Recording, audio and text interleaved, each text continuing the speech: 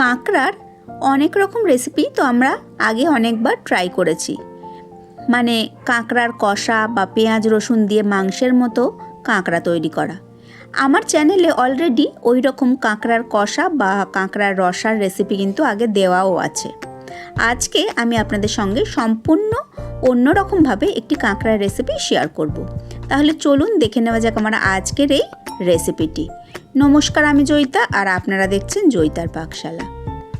আজকে আমি বানাচ্ছি কাঁকড়ার একটা রেসিপি, যেটা কিন্তু সম্পূর্ণ পেঁয়াজ আর রসুন ছাড়া আমি বানাবো। তার জন্য প্রথমেই এখানে আমি 1.5 কেজি কাঁকড়া নিয়ে নিয়েছি। কাঁকড়াগুলোকে ভালো করে ছাড়িয়ে ধুয়ে পরিষ্কার করে নিয়েছি। আর কাঁকড়া ছাড়ানোর বা ধোয়ার প্রসেসটা কিন্তু আমি আগের ভিডিওতে অলরেডি দেখিয়ে দিয়েছি। আর আরেকটা কথা মাথায় রাখতে হবে, কাঁকড়া কেনার সময় সবসময় কিন্তু কাঁকড়া ফিমেল কাঁকড়া কিনতে হবে, তাহলে কিন্তু কাঁকড়াতে এই রকম পরিমাণে ঘিলু থাকবে। আমি এখানে সমস্ত ফিমেল কাঁকড়াই নিয়ে নিয়েছি। আর এছাড়াও কাঁকড়ার যে বড় দাঁড়াগুলো আছে সেগুলোকে আমি আলাদা করে নিয়েছি, আর যে ছোট পাগুলো আছে সেগুলোকেও কিন্তু আমি আলাদা করে ধুয়ে পরিষ্কার করে নিয়েছি। এবার কাঁকড়ার যে বড় দাঁড়াগুলো আছে সেগুলোকে আমি একটা ছুরির সাহায্যে একটু মেরে ফাটিয়ে নিচ্ছি, যাতে কাঁকড়াটা যখন রান্না হবে এর মধ্যে তরকারির যে ফ্লেভারটা বা মশলাগুলো যাতে খুব ভালোভাবে ঢুকে যায়, আর খাওয়ার সময়ও যাতে কোনো অসুবিধা না হয়, খুব তাড়াতাড়ি ওটা ভেঙে নেওয়া যায়। সমস্ত কাঁকড়ার এই বড় দাঁড়াগুলোকে আমি ওই একই রকমভাবে ছুরির সাহায্যে ভেঙে নিয়েছি। আপনারা চাইলে কিন্তু এগুলোকে একটা নোড়ার সাহায্যেও একটু ফাটিয়ে নিতে পারেন। এবার আজকে আমি কাঁকড়াটা রান্না করব এই কুমড়ো আর আলু দিয়ে। এখানে আমি দেখুন কুমড়োগুলোকে বড় বড় টুকরো করে কেটে নিয়েছি, আলুও কেটে নিয়েছি, আর নিয়েছি বেশ কিছুটা পরিমাণ আদা আর কাঁচা লঙ্কা। আর কাঁকড়ার এই যে খোলসটা রয়েছে এর মধ্যে দেখুন অনেকটা পরিমাণে ঘিলু রয়েছে, এগুলোকেও আমি একটা আলাদা পাত্রের মধ্যে বার করে রেখে দেব। এবার আমি রান্নাটা শুরু করব। তার জন্য প্রথমেই গ্যাসে একটা কড়াই বসিয়ে দিয়েছি। কড়াইটা ভালো করে গরম করে তাতে দিয়ে দিয়েছি পরিমাণ মতো সর্ষের তেল। তেলটা খুব ভালো মতো গরম করে নিয়ে আমি এর মধ্যে ফোড়নে দিয়ে দিয়েছি 5 ফোড়ন। আর ফোড়নটা একটু নাড়াচাড়া করে নিয়ে, মানে 2-3 সেকেন্ড একটু নাড়াচাড়া করে নিয়ে এর মধ্যে আমি দিয়ে দিয়েছি যে কাঁচা লঙ্কাগুলো আমি চিড়ে রেখেছিলাম, সেই চেরা কাঁচা লঙ্কাগুলো। সমস্ত কিছু দিয়ে 2-3 সেকেন্ড একটু নাড়াচাড়া করে নিয়ে এবার কেটে রাখা আলু আর কুমড়োগুলোকে আমি তেলের মধ্যে দিয়ে দিয়েছি। আলু কুমড়োগুলোকে তেলের মধ্যে দিয়ে মিনিট 2 সময় হাই ফ্লেমে আমি খুব ভালো করে একটু ভাজা ভাজা মতো করে নিচ্ছি। আর এই স্টেজে আমি এর মধ্যে দিয়ে দিয়েছি পরিমাণ মতো হলুদ গুঁড়ো, দিয়েছি যে আদাটা ছিল সেই আদার সাথে কিছুটা কাঁচা লঙ্কা বেটে আমি এর মধ্যে দিয়ে দিয়েছি, আর দিয়ে দিয়েছি নুন। সমস্ত কিছু দিয়ে আমি খুব ভালো করে কাঁকড়ার এই যে তরকারিটা, মানে কুমড়ো আর আলুটাকে খুব ভালো করে কষিয়ে নিচ্ছি।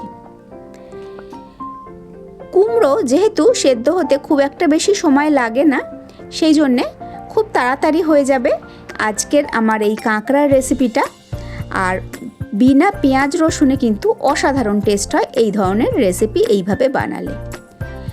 আমি 2 থেকে 4 মিনিটের জন্য একটা ঢাকা চাপা দিয়ে রেখে দিয়েছিলাম, যাতে আলু আর কুমড়োটা খুব ভালো মতো একটু মজে যায়।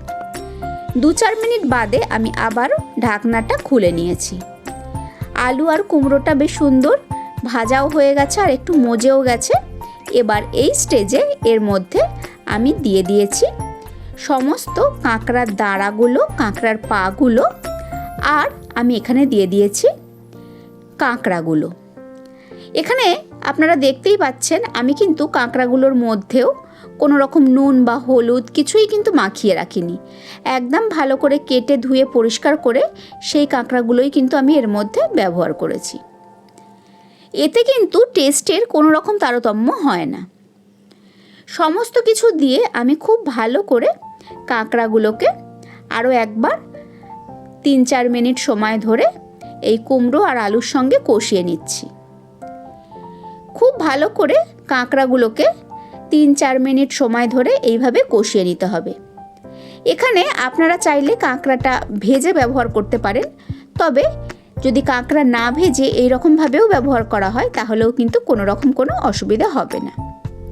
আর এখানে আমি দিয়ে দিয়েছি 1 চামচ পরিমাণ কাশ্মীরি লঙ্কার গুঁড়ো, যাতে কালারটা বেশ সুন্দর আসে। সমস্ত কিছু দিয়ে আমি কাঁকড়াটাকে আবারও খুব ভালো করে মিশিয়ে নিচ্ছি বা কিছুক্ষণ কষিয়ে নিচ্ছি। তারপর গ্যাসের ফ্লেমটাকে লো টু মিডিয়ামে দিয়ে আমি 5-7 মিনিটের জন্য ঢাকা চাপা দিয়ে রেখে দিয়েছিলাম। 5-7 মিনিট বাদে আমি ঢাকনাটা খুলে নিয়েছি। দেখুন অনেকটা পরিমাণ কিন্তু জল এখান থেকে বেরিয়ে গেছে। এই জলেতেই কিন্তু কাঁকড়াটা অনেকটা সেদ্ধ হয়ে গেছে, বা ভেতরে কাঁকড়ার ভেতরে যে মাংসটা থাকে সেটা কিন্তু বেশ সুন্দর শক্ত মতো হয়ে গেছে। কাঁকড়াটা আর বেরিয়ে যাওয়ার কোনো সম্ভাবনা নেই। এই স্টেজে আমি এর মধ্যে দিয়ে দিয়েছি কিছুটা জিরে বাটা।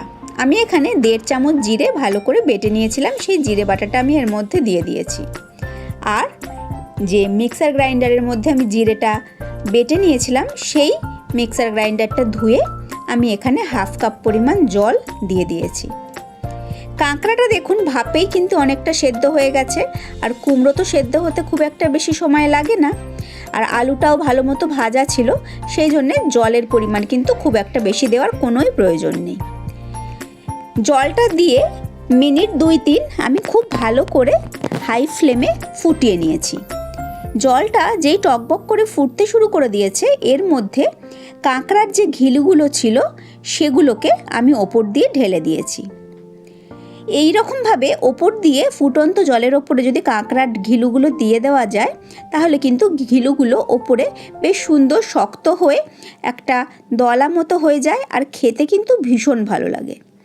আমি এখানে একটা তুলে আপনাদের দেখিয়ে দিচ্ছি। দেখুন কি সুন্দর দলা দলা মতো হয়ে গেছে, শক্ত মতো হয়ে যায়, আর খেতে ভীষণ টেস্টি হয়।